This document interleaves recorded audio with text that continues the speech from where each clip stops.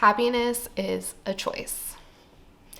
Even when I say that out loud, I'm like, girl, if happiness is a choice, then wouldn't I always be happy? Wouldn't life always feel good? Wouldn't things always be great if happiness was a choice, if it was that easy? And yes, it would be. Like, it is that easy. Everything is a choice, and so is happiness. And I'm not gonna lie, even for me, when I hear that and when I say that to myself, it makes me like kind of like roll my eyes a little bit. It makes me feel like a little like, even for me, even though I know it to be true, because there's that resistance there that everything is ultimately up to you or up to me. You know, we have to take responsibility for our choices and our life. Of course, things are always happening around us that sometimes we cannot control. We can't control other people. We cannot control situations all the time, but we can control ourselves and our perception of everything. And when you really truly understand that everything is a choice, including happiness, that's the key. So if it was really that simple and happiness was a choice and it was just a choice to just be happy all the time, then what is going on and why is it so difficult sometimes to just be happy all the time? And the thing is, it's a little tricky, but there is something that you're gaining from being unhappy, okay? You are choosing to be unhappy in whatever situation is happening. Let me explain. So pick a situation, an area in life that you are currently unhappy with, whether it's a relationship, a job, your financial situation, a relationship with maybe like a family member, whatever. What are you gaining from the relationship right now? Even if it makes you unhappy, really think about it. Because even though this thing, whatever it may be, makes you unhappy, whatever this thing is, you are gaining something from it. Whether you want to believe that or not, or you even have the awareness of it right now, you are gaining something from it. And hate to break it to you, but it probably is something that's a little toxic, a little unhealthy. It's an unhealthy attachment to this thing that ultimately makes you more miserable. But there is some part of you, whether it's conscious or unconscious, which a lot of the times things are unconscious and we're doing things in a very like automatic way that we're like, wait, why am I doing that? Like, I don't like that. Why am I doing it?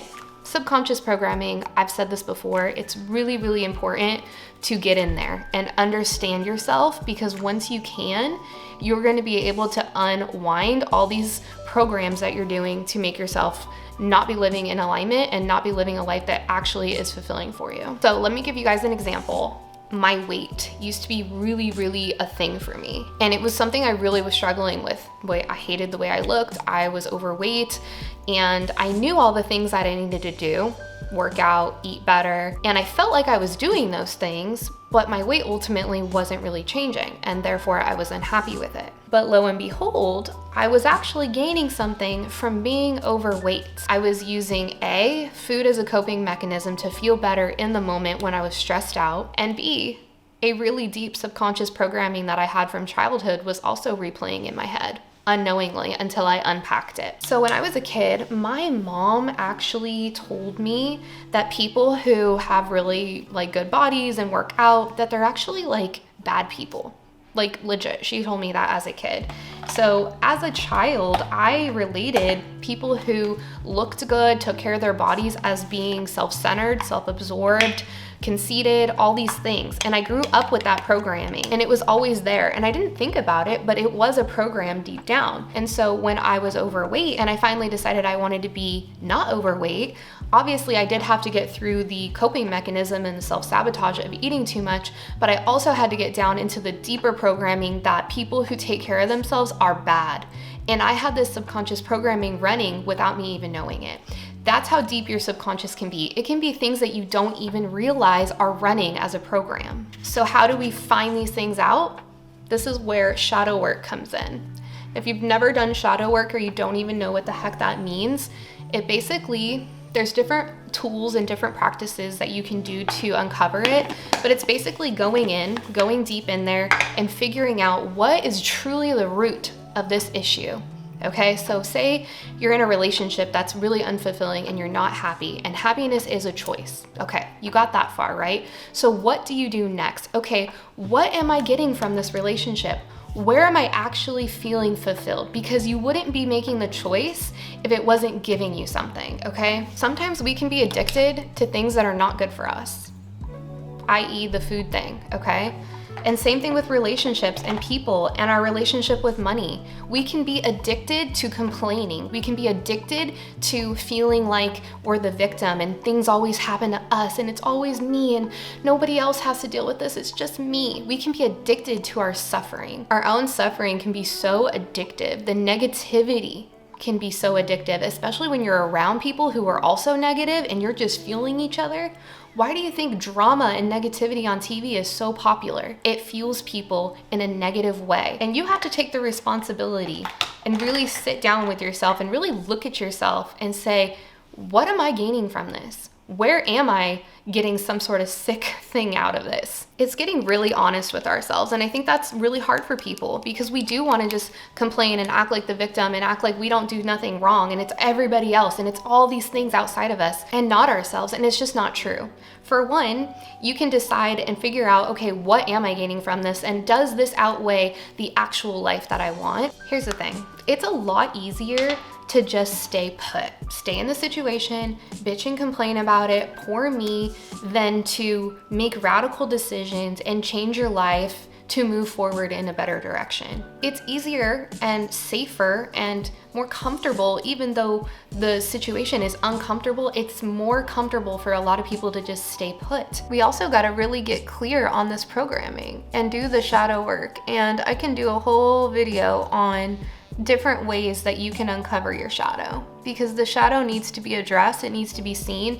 There's no just pretending to be happy all the time. That doesn't work. If you just think positive thoughts and like, no, I'm happy, no, I'm happy, no, I'm happy, when your life isn't great and your life is shitty, it's not gonna work. Okay, that's not a spiritual practice to pretend to be happy and force your mind to think happy thoughts and be grateful all the time when things around you are bad. It's just not gonna work. Now, with that being said, there's always things to be grateful for. Like, don't get me wrong and don't get twisted on that part.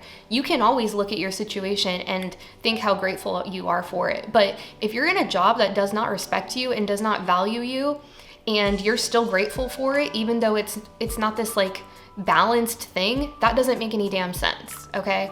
Like, let's find the gratitude where it needs to be and also make the changes and take the responsibility of what we can do to make our life ultimately better. So while yes, things happen, life is not always easy, your perception of it is your responsibility and your choice. So even if you're in a bad relationship or you're broke or something in your life is making you absolutely miserable, take a good hard look in the mirror and think about, what am I gaining from this? Even though this is making me unhappy, what little part of me is gaining something from this? And once you can have that self-awareness, girl, you're on the track to everything you need. Because once you're able to really be like, oh shit, yes, I'm with this person, they treat me like shit, but I somehow feel so unworthy that I'm gonna find anyone better, so I'm staying with them.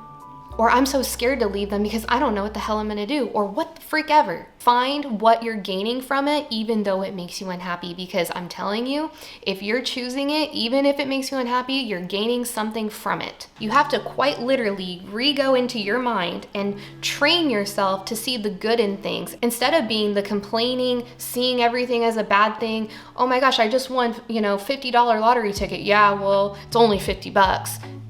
If you want to live your life like that, that is your choice. Happiness is a choice, and so is being miserable. It doesn't matter what has happened to you, what will happen to you, what's happening right now.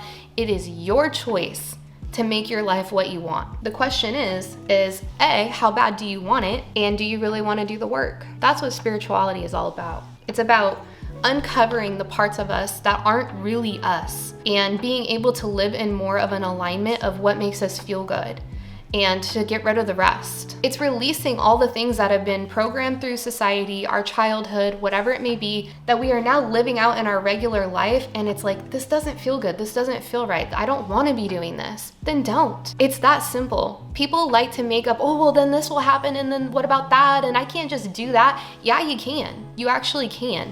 People really like to limit themselves because they don't want to do the work. They're afraid. They'd just rather stay put and complain and be like, I don't know why everything bad happens to me. Trust me, I know that, because that's how I lived my life like the first 25 years. I was a victim and everything was always happening to me. And once I realized, hey, actually I deserve X, Y, and Z, and I'm gonna go get it, bitch, it came. So the next time you find yourself complaining, talking about someone, just doing all the things, being in the drama, oh my God, did you see that? And and oh my God, my life is so terrible. Find out what you're gaining from it, truly, and stop doing it. It's actually a little bit harder than you think too. Here, let me give you guys a little real world example. So right now everybody's talking about Vanderpump Rules, the reality TV show. I used to watch it, but I really don't watch that much reality TV anymore because it's just so draining to me. Like, I don't want to watch drama. It's just not something that I find interesting anymore. Except the Kardashians, I do watch that one. So everybody's talking about this, Vanderpump Rules drama, and I'm like, I'm not watching that. I don't even care. So on Instagram Reels, I started seeing little Instagram Reels of Vanderpump Rules, and I click on one and it's like, oh wow, I find out what's going on. And then I click on another one, and then on another one. It keeps feeding the drama now to me in my explore page because I clicked on it and I'm getting sucked in, and it's like, oh my God, what's happening next? It's that easy to get sucked into negativeness and someone else's drama and someone else's life that we don't even know. We are wasting our time, our energy, our life talking and worrying about other people's drama and negativity than focusing on what we want to do and how we feel and what we're doing in our life. That is what's wrong with society right now. We are so fixated on all the shit, all the drama, all the news, all the bad things, instead of going in our real life, walking around in real life and doing things that we need to do for ourselves to make this place better. I've said this to family members. If you're not like a full-on activist, don't involve yourself, because you're just perpetuating the shit. You're doing it. You're getting sucked in so that you're distracted and you're not doing what you should be doing with your life. I don't know. That's your choice too. Do you want to get sucked in and argue with people on the internet and argue with your family members about stupid things that don't even freaking matter? Again, it's your choice. I just got this image of a mousetrap with the cheese in it.